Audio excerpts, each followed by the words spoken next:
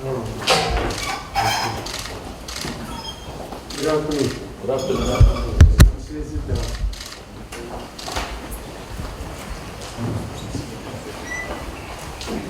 For the leadership of this country, may you inspire them to do that.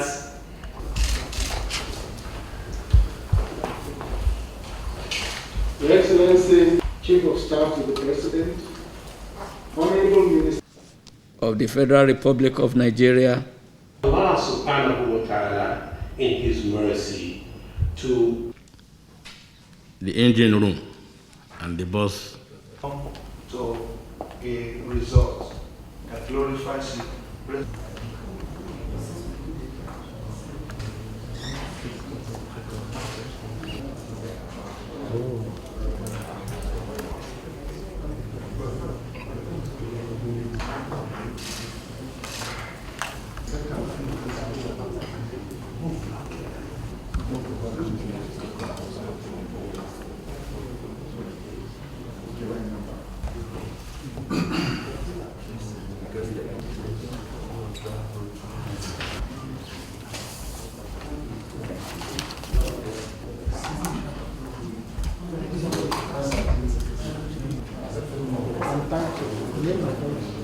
Eminence, the Sultan of Sokoto, President. This is your audience with Nirec. And let us here today. We want to ask for the presence. To call on Imam Ahmed. we here gathered to the General Secretary.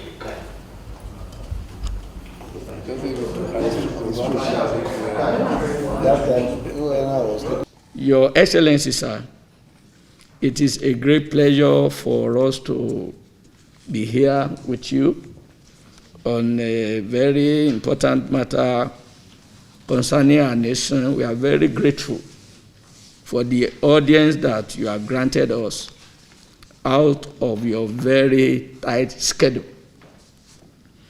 We come with prayers that God will give you daily enablement to be able to carry all the responsibilities and challenges of leadership of this nation in the name of Jesus Christ. The Nigeria Inter-Religious Council, as you know, is the combination of the Muslims and Christians in this nation dialoguing together towards peace building in this nation. In our last meeting, we discussed on the state of the nation and examined a number of issues that we felt are relevant to the well-being of Nigerians and came up with the following resolutions, sir. On insecurity, we urge the government to intensify security for Nigerians and be proactive on intelligence gathering. We feel that if intelligence gathering is focused upon more, many of the dastardly acts of the insurgents and the terrorists might be nipped in the bud ahead of time. Efforts should be intensified also to locally manufacture some of the needed weapons by our security agencies so that we wouldn't need to be waiting or begging forever and ever for other nations to supply us what we need. Also, the government should fund the armed forces more adequately so that they can perform their functions properly and protect innocent Nigerians from Boko Haram, kidnappers, herdsmen, and other criminals in our nation today. All sources of illegal inflow of weapons to the country should be blocked, and the names of those aiding and abetting terrorism, banditry, and kidnapping, together with other criminal activities, should be published. And not only published, they should be prosecuted. Also, we are of the opinion that most people should be recruited into the police force because of the growing population of Nigerians and inadequate number of police to the Nigerian. Also, unemployment. We deliberated that government at all levels should reduce unemployment by creating more job opportunities for the teeming unemployed Nigerians, especially the youths, by restructuring resuscitating moribund companies, increase agricultural facilities, grant agricultural loans to youths, increase electricity supply to Nigerians, and ensure accessibility to funds for small and medium-scale industries to reduce poverty. This is not to say that the government is not doing anything in all these areas mentioned, but we feel that the present level of achievement is not enough. Government should not rest on our words, but rather double the efforts in order for us to experience greater peace. Unemployment has fueled banditry, aided banditry, terrorism, etc., because with the little they promise to give these young Nigerians who are unemployed, they are ready to lay their lives down for the terrorists to use. Also, on good governance, Nirec calls on government at all levels to be more responsive, transparent, accountable, just and fair in governance, and reduce the feelings of alienation and marginalization, which have been inspiring cause for secession or dismemberment of our nation, Nigeria.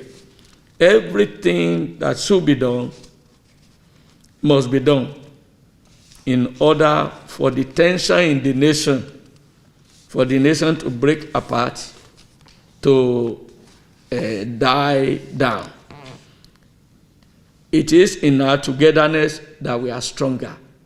This is the position of both Muslims and Christians in this country. And our leaders must focus on this and speak to Nigerians to reassure them that everything is done in terms of employment and all the actions of government to see that balance is struck and the need for agitation for secession is no longer there. Also, government should strengthen the police and judiciary. The failure of the police force and the judiciary can ruin any nation in terms of security and justice dispensation. Justice for every citizen will prevent ethnic and religious profiling. If there is justice, the nation will not need to deploy the army for internal insurrection. Your Excellency, one of our major responsibilities is to be praying for those in political authority. We are doing this, and we will continue to do this, either jointly or one by one on each side of the divide, whether Christian or Muslim. We have been organizing prayers, and we will still be organizing prayers. We know that Nigeria is a complex nation, and it is not easy to rule a nation like this. We know how tough your assignment is. We are praying for you, and we know that God, who has not asked us to pray to him in vain, will answer our prayers and bring peace and prosperity back to our nation, Nigeria. What I've missed, His Eminence, the Sultan of Sokoto, will be able to put into the submissions. Thank you very much. Alaikum wa rahmatullahi wa barakatuh. Today is a good day because it's a Friday. Friday is a special day, not only for Muslims, even Christians. I've seen them holding very important programs on Friday. Good Friday. So every Friday is good to us. And it's very good that Mr. President chose this day to see us as religious leaders. And it's also a good president chose this day, a day to Democracy Day, which was declared by this government prior to what we used to have on 29th May. So tomorrow is Democracy Day, and the religious leaders of this country, the two major religions, are here with Mr. President to wish you happy Democracy Day, to wish you all the best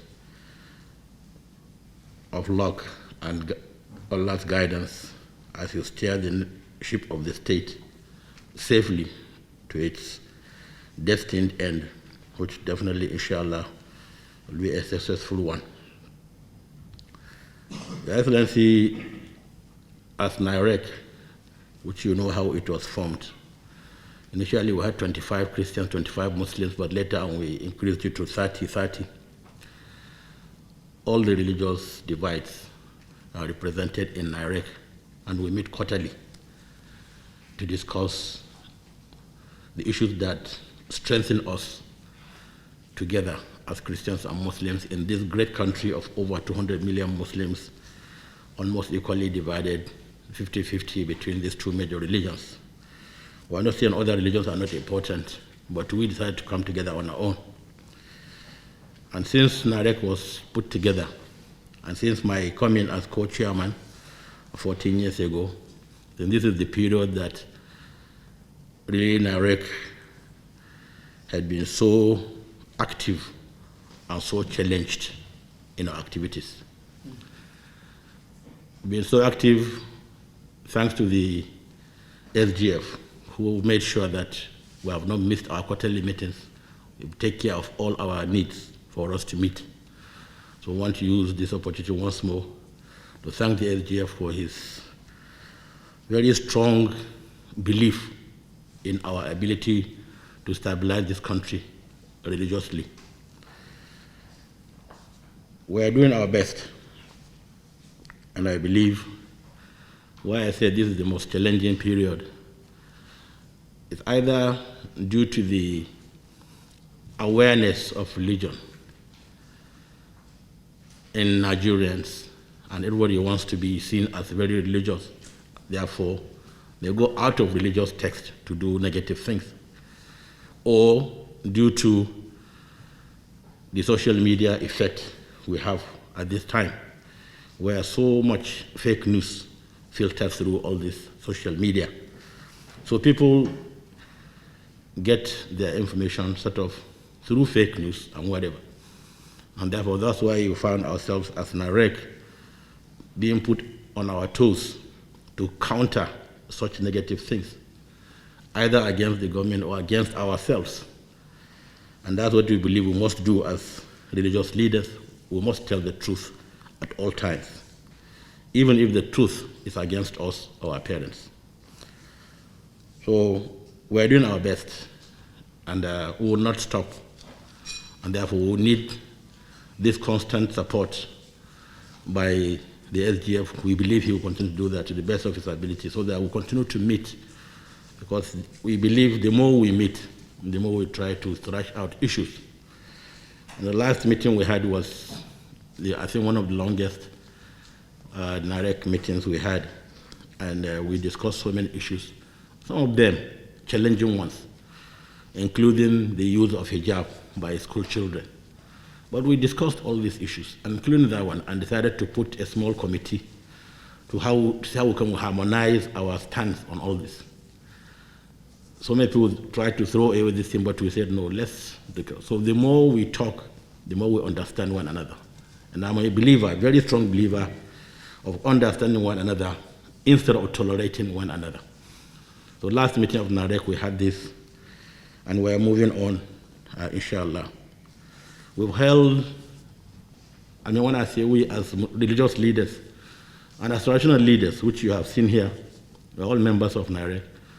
So many conferences and seminars have been held in this country in the last couple of months, all towards making Nigeria a safer and more conducive place to live.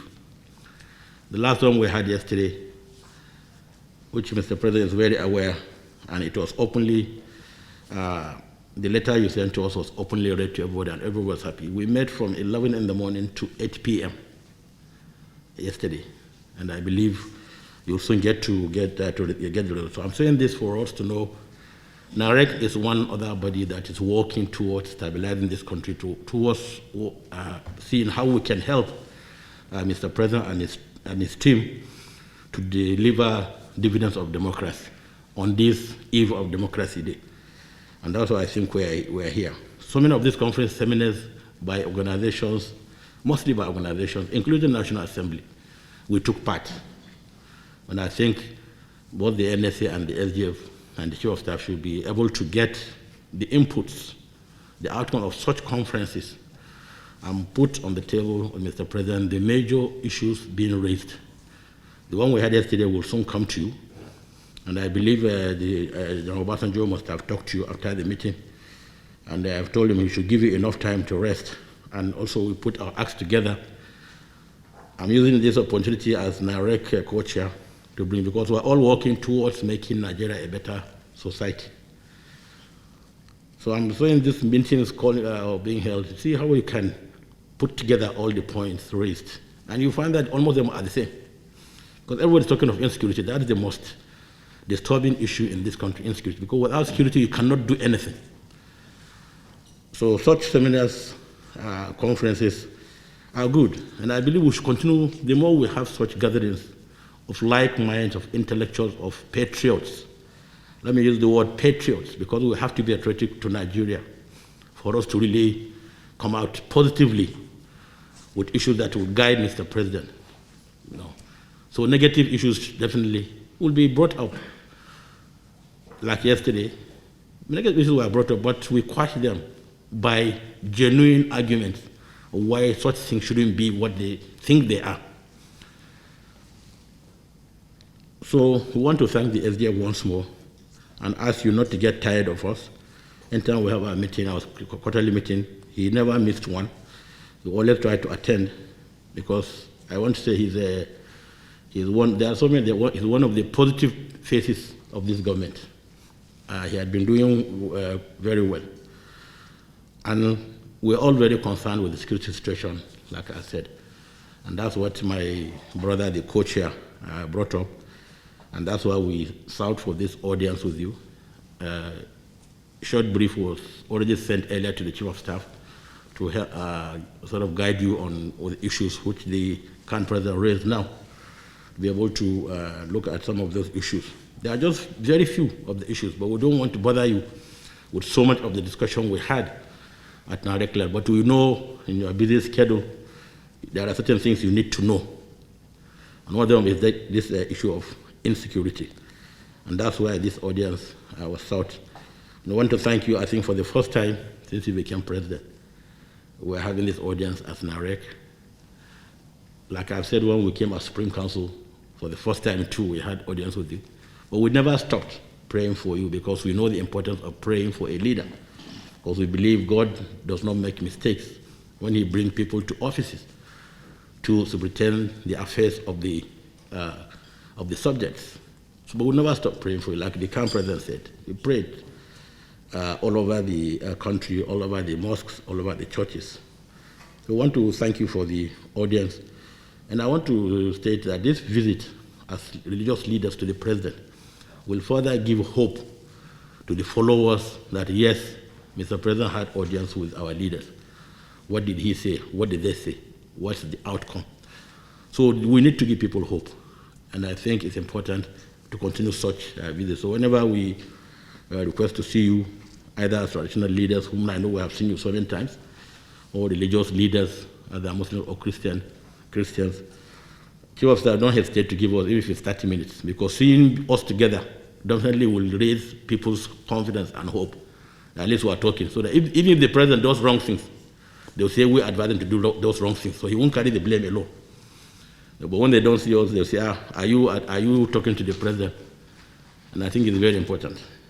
So I want to thank you, His Excellency, for seeing us. We know these are challenging times. We will continue to pray for you, and we pray to Almighty Allah to guide you aright, to make your tenure a very successful one, so that we all end up with a much, much better Nigeria, secured, very friendly, as we used to be some 50 years ago. And I want to thank you, thank the Vice President, all what you have been doing. May God guide us aright. May God bless all of us and bless the Federal Republic of Nigeria. Wassalamu alaikum wa rahmatullahi wa barakatuh. Distinguished lady and gentlemen, I want to sincerely thank and commend you both for your individual and collective efforts to ensure that Nigeria remains a strong, united, and indivisible country. Your patriotic zeal is further demonstrated by the urgency with which you shared the communique of your second quarter meeting and requested for a courtesy call to also widen the ongoing dialogue on how to make our country more secure and peaceful. I have listened to you, and I am particularly happy that your meeting clearly identifies specific and major roles for both the government and the people of Nigeria. This is what has been lacking for some time in the national discourse on addressing our current security challenges. I completely agree that government has a major part to play, but besides the imperative to abide by democratic processes is the important aspect of support of the citizenry to the security agencies by providing relevant and timely information. I must confess that I am more pained than anyone can imagine with the ongoing security challenges because, like you noted during your meeting, they have increased the hunger, pain, and anger in the land.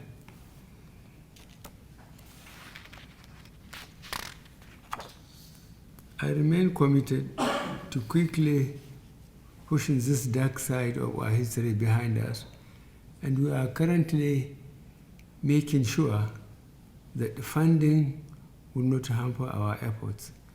The last Federal Executive Council meeting has approved some funds for the security agencies, and these would be put to judicious use.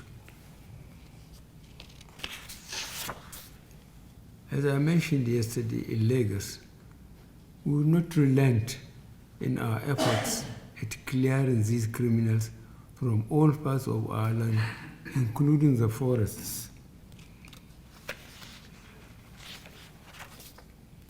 As you are aware, we have already started going after the financiers supporting these criminal elements and also supplying them with arms, but we are constrained by the strike by the judiciary workers. Fortunately, this strike has been called off, and prosecution of some of these people will soon commence, while our security agencies expand their network in closing in on others.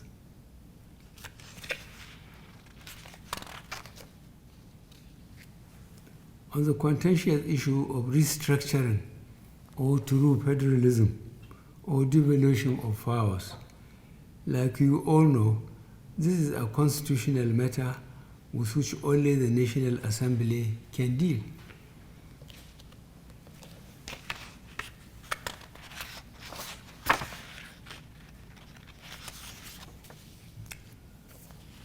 I remain an apologetic believer in devolving power to the people, and that is why I signed the executive order granting autonomy to state legislature and judiciary. Unfortunately, this was met with some resistance at the state level and led to a more than 2 months strike action that has caused the country a lot of pain.